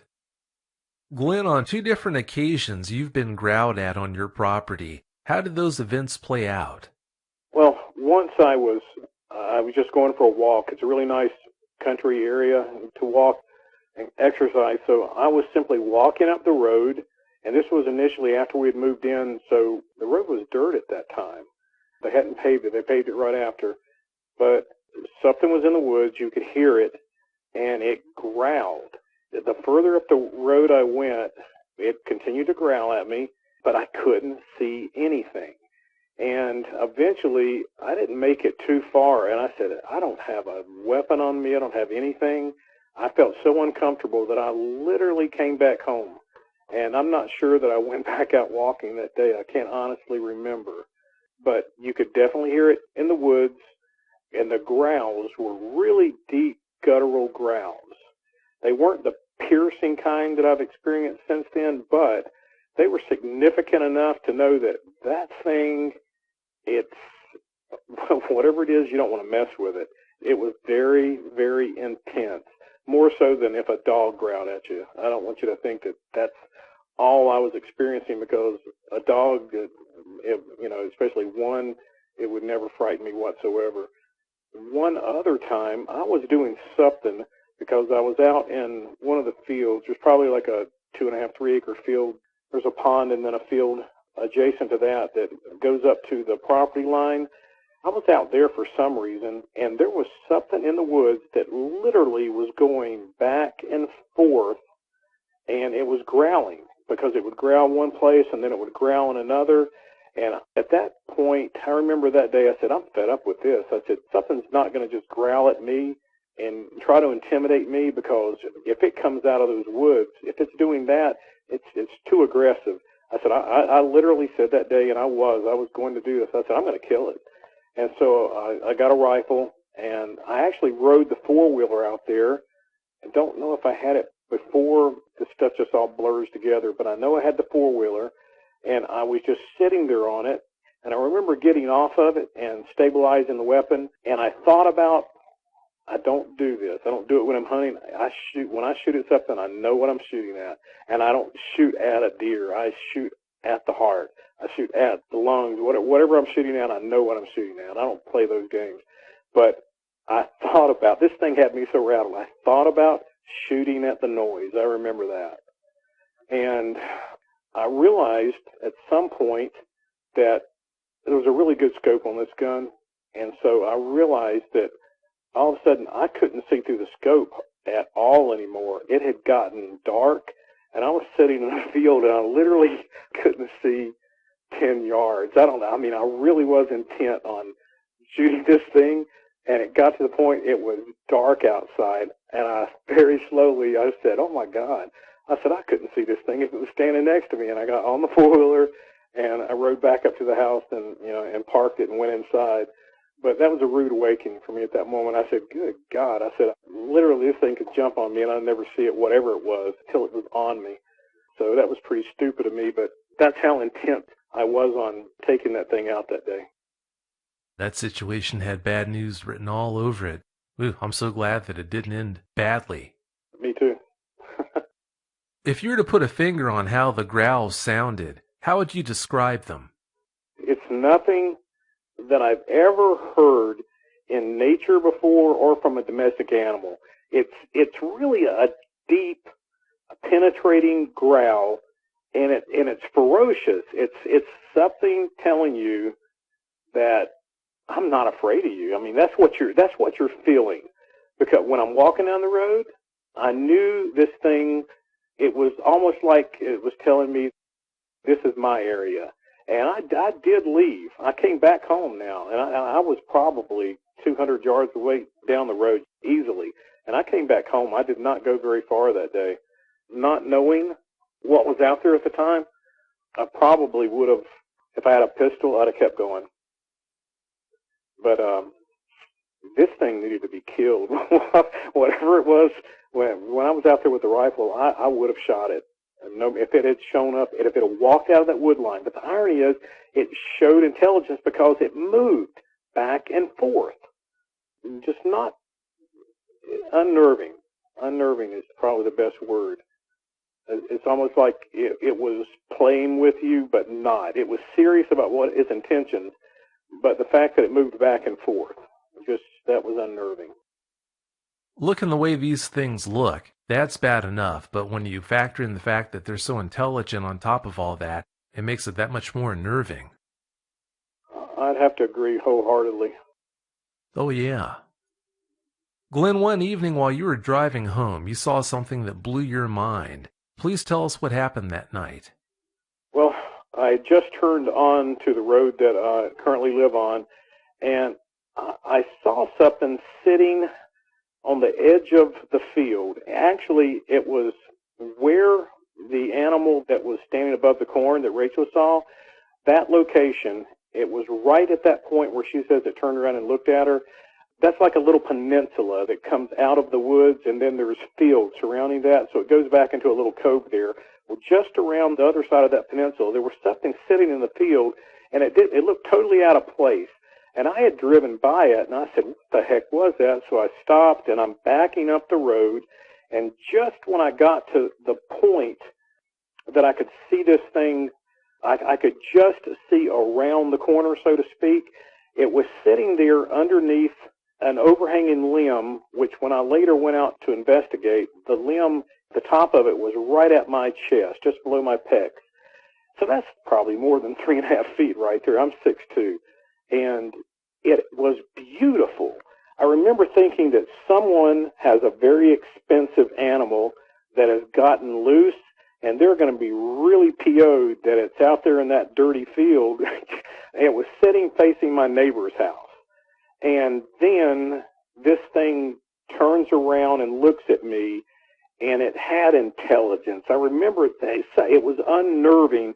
The muzzle on this thing, it was dog-like, and it had a muzzle that was relatively slim, but not like a German Shepherd. It was more pointed. It was odd. However, it's difficult.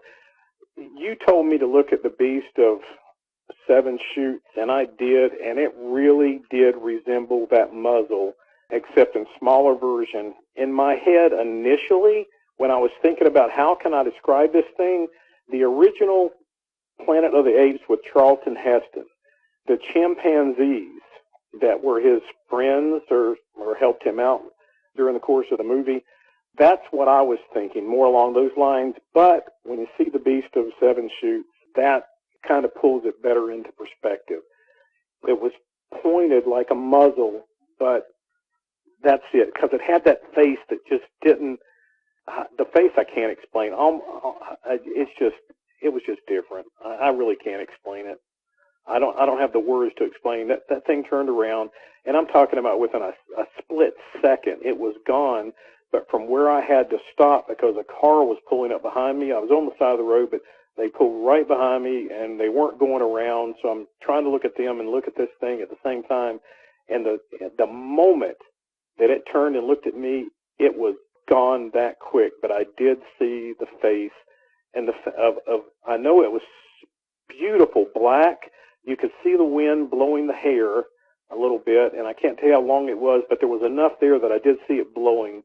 And it had a beautiful red streak or some reddish color tint to it.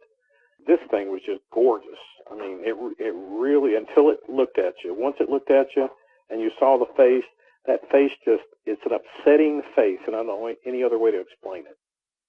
When it turned and looked at you, did you ever notice any expression on its face telling you about some kind of emotion it was feeling? I think it was shocked that I was actually looking at it. I know the wind was blowing that day, so maybe that muffled the car. It was really intent on whatever it was looking at.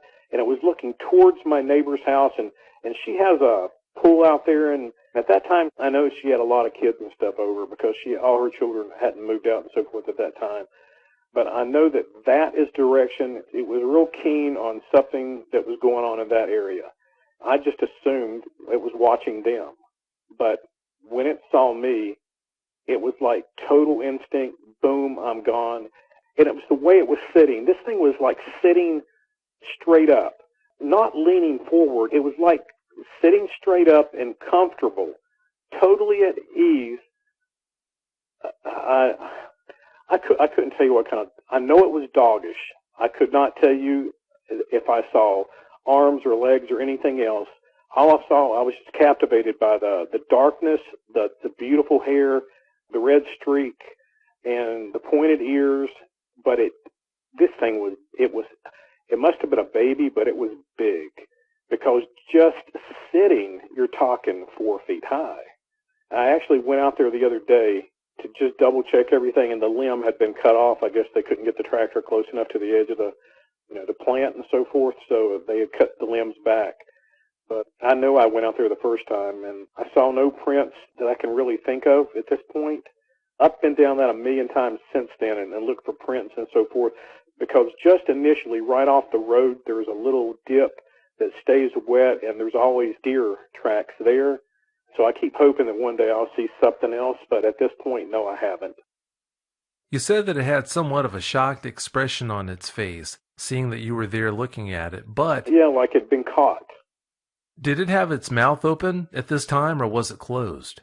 No, it was closed. I believe it was closed the entire time, but the hair was not over the mouth feature.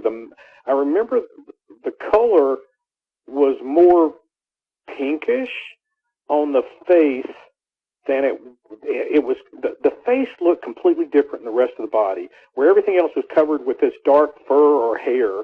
Like I said, it was blowing, so it was long enough to blow in the wind. The face had very pronounced, I don't want to say, it had a snout. It wasn't monkeyish. Well, maybe a little monkeyish, I guess, because it had a snout, but it looked like a dog. Okay? I don't know if that makes sense or not. It had a snout, but it looked like a dog.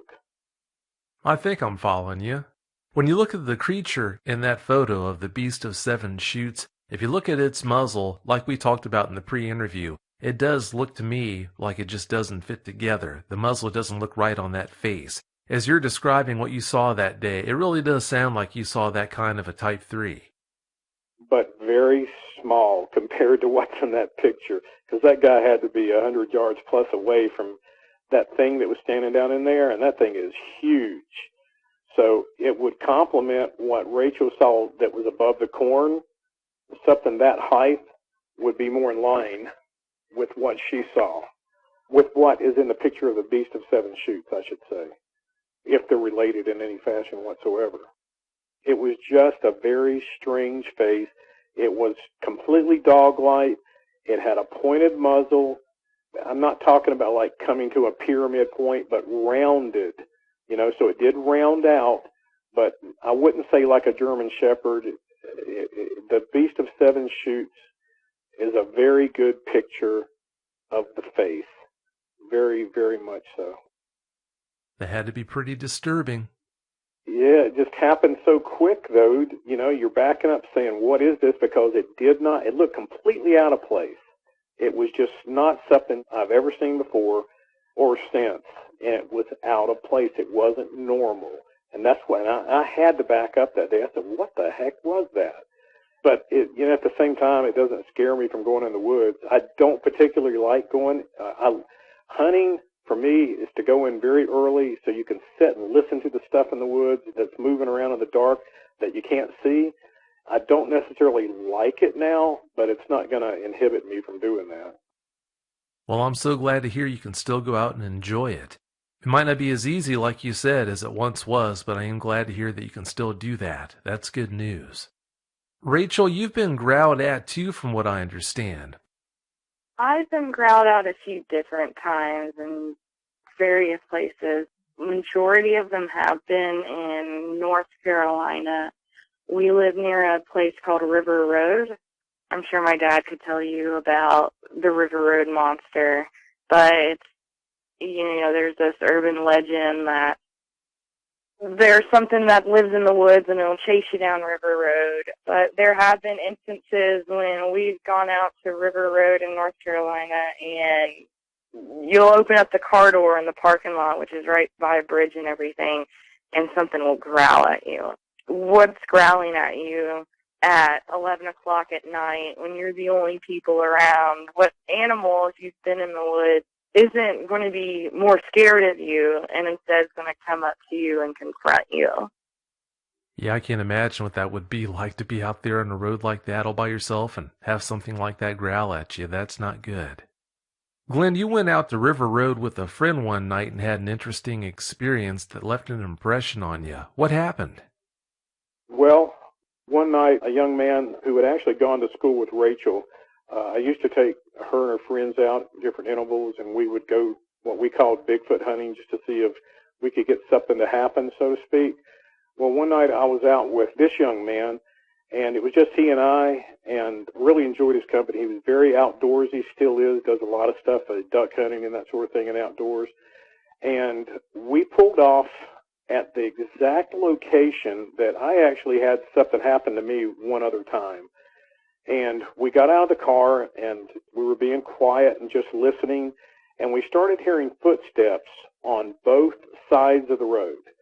And I went over to one side of the road, and I was just flashing pictures, click, click, click, to see if I was holding it up because it's really thick through there, and, the best I could do without actually going into the woods. And I turned around, and the young man he actually had a gun in his hand. He was really frantic, and he was pointing back and forth. And I looked over, and I said his name, and I said, look, I'm not going to take that from you. I said, but just take a look at yourself. I said, just calm down. I said, whatever it is, they're in the woods. They're not coming out. At least they haven't. But I said, if they do come out, I said, make sure that you know where you're pointing that thing if you actually shoot it. I was really enjoying the moment. And like I said, I was flashing pictures, hopefully that something would show up in one of those, just anything, until I turned around and saw how unnerved he was freaking out totally. And he did calm down and everything, and we didn't stay very long because these things, whatever they were very close, and they were very loud, and they didn't mind that we heard them walking. You would hear one on one side and then one on the other. They were just all back and forth. It was really interesting. And at that time, I had never seen anything that looked dog-like in the woods. So, we just thought we were having a good time. I would never do the same thing again now that what I know. Did you have any lawn chairs you could have pulled out and copped a squat? No, not at the time. It was fun. Back then it was fun. That had to be quite the experience. Glenn, from what I understand, you have a friend, Nancy, who had an experience that she shared with you. What happened to her? She lived in Myrtle Beach at the time. She's originally from this area, and she was on her way home. She had come to visit her family. She stopped in to say hello, and I knew she wanted to talk, so we hopped on my bike and went out and grabbed something to eat. And on the way back home, she stopped me at this one location, and she says, "Stop, this is where it happened." And she had told me a story where she had seen something similar to what Rachel had seen. The story where she indicated something jumped up the bank and across the road. Well, Nancy stopped me at this one location. He said, right there is where it was. She said it was squatting down. It looked like it was holding something or eating something. When it saw me, it went up that bank and straight down the wood line. At that time, there was no corn in the field or any kind of crop, and it was the exact same spot that Rachel had her encounter with the really tall thing with the red eyes. I asked her some questions about it. I tried to formulate how you might ask, and she said it looked like it had fur. She wouldn't call it hair. It was very tall and dark in color. Ironically, she had told me she had seen something, but I didn't know from her explanation that it had actually happened in the very same spot that Rachel had. Just like Rachel wasn't able to see any facial features, she wasn't able to either. To the best of my recollection, no. She said it looked like it was eating something and holding something. And those are the variables that, really stand out when somebody starts telling you a story. Something squatting on the side of the road, looking as though it's holding something or eating something. I mean, that's just strange. That's not animal behavior. It puts it in a whole new perspective. Immediately, someone gets my attention when they start using specific phrasing, like it stood up and walked off. That's not a normal way to explain an animal that you see on the side of the road. I don't think I've ever seen anything that I'd use that terminology to explain it. It stood up and walked off. That's pretty interesting in itself. Yeah, I'd say it is. When you hear it described that way, it really does have a way of narrowing it down. I'd have to agree. Glenn, you were telling us about the 2 times you've been growled at, but you didn't talk about the incident at High Rock Lake. Please tell us about that. One night we were really having a good time out there, and the first place that we pulled up to, a smell came up on us. And so I moved all the kids to the other side of this long bridge, and we did our little thing there for a while, and then we moved down the road a couple of miles to a different location that was more open. And I just didn't feel comfortable with the smell coming up on us. And when we pulled up at that location, the smell was there, but immediately dissipated. To me, that was just totally interesting at the time. Skunk smell doesn't just arbitrarily go away so easily. But we walked down to our little location and did our little Bigfoot stuff, screaming and yelling and hooting, just trying to get an answer or get something to throw a rock at us or whatever. And I don't think we were having a lot of luck at that specific location, and everybody had already moved back to the car. And I think I was holding like a 20 million gallon watt light at the time. I was still standing there. Everybody else had moved away, and something really massive growled. And this growl, now, I can't even remember if I even had a gun on me at the time. I usually carried one when I went out there. But whatever this thing was, the way it growled and the way it went through me, I didn't even turn the light on. I simply turned and walked back to the truck where everybody else was, and I'm pretty sure I told them what happened at the time. But what blows me away is the fact that that's so unlike me. I'm the guy who turns the light on and says, wait, we came here for this, let's see what we got.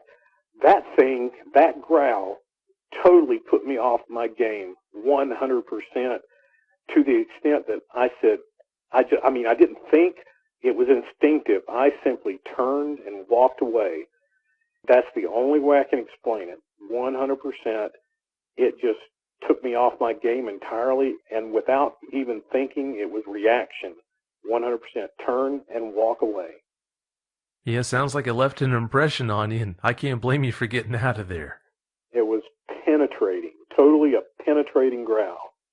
We actually had an experience one night on Rocky River Road where something similar happened, where we heard all these noises coming from down the river, and we were literally, not a lot of traffic. We were sitting on a bridge, Rachel and a couple of her friends, and we're listening to all these noises, and something actually came up to a really thick area at the end of the bridge and growled at us from that point. And that's when I started the truck, rolled the windows up, and we drove off. So, it's like Rachel said earlier, what animal would actually come to a human and growl? It's instinctive. These things run away from you. This shows an inquisitive intelligence, almost like, let's go see what this is, and if we don't like it, we're going to tell it to leave. And that's pretty much what they did. They told us to leave. Yeah, whatever it was, it definitely got its message across. A couple of times, yeah. Yeah, I'd say so. Well, it's about time to get out of here. Do you two have any closing comments you'd like to share? I promise I'm not crazy. That's about it. That's about the shortest closing comment I've ever had from anyone. I don't know what these things are. I know what I've seen. I don't understand it, but I know they're real. I know I found footprints 18 inches long and so forth. And I know I found what I always assumed to be bear footprints. I actually found one here where I live, and I found one back in Arkansas. But see, back in Arkansas, when we knew there was bear in the area, they even had a mother who was tagged. And so you automatically just assume that's what it is because these things travel so much. But looking back on it now, the fact that there are claws all those little variables you didn't know about or didn't give a second thought at the time. I have seen a wolf out here when we first moved in, and luckily it just kept going up the road. And this thing was massive. He towered over my Akita at the time, so just beware and be aware of your surroundings because you never know what's going to walk by. And I guarantee you, Fish and Wildlife, if I told them I saw a gray wolf walk down the road in front of my house, they'd tell me I was crazy. So no one can tell you what you saw except yourself. And as Rachel said, don't try to rationalize it to be anything other than what you saw. Don't let anybody call you a liar. You couldn't be more right. It is what it is. If you saw it, you know it's real. It doesn't matter what anyone else might say. Well, I'd like to thank both of you so much for coming on tonight and sharing your stories with us. My pleasure, Vic. Thank you so much for listening. Thanks for taking the time. Oh, you know you're welcome. It's been a great time. Well, both of you, thanks again so much for coming on, and have a great night. You too, Yeah, Vic. Thank you very much. Thank you. Bye. Bye.